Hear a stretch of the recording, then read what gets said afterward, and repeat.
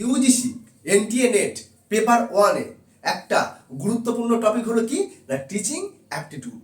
এই টিচিং অ্যাপটিটিউডের একটা খুব গুরুত্বপূর্ণ সাবমডিউল হলো কি না ক্যারেক্টারিস্টিক্স অফ টিচিং।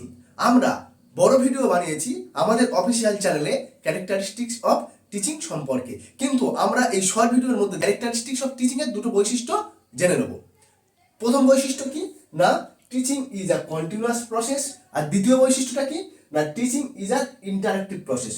মানে কি এখানে পাঠদান বা টিচিং কন্টিনিউয়াস প্রসেস মানে কি না এটা একটা গতিশীল প্রক্রিয়া, এটা সব সময় চলবে। মানে আমার মনে হলো আজকে আমি স্কুলে গেলাম বা কারোর কাছে কিছু শিখতে গেলাম, আবার 6 মাস পরে মনে হলো আবার একদিন গেলাম, আবার 3 মাস পরে মনে হলো আবার একদিন গেলাম, এরকম চলবে না।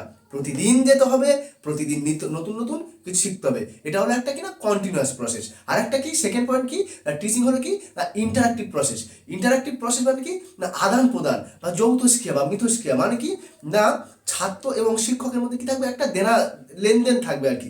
শিক্ষক যেটা শেখানো সেটা কি আন্ডারস্ট্যান্ডিং লেভেলটা যেন স্টুডেন্টদের বেশি হয় আর কি, তারা সেটা যেন বুঝতে পারে এবং তার কি ফিডব্যাকও দেয়। তাই জন্য টিচিং এর অপর একটা ক্যারেক্টারিস্টিক অফ টিচিং এর অপর একটা বৈশিষ্ট্য কি না ইন্টারাক্টিভ অফ টিচিং।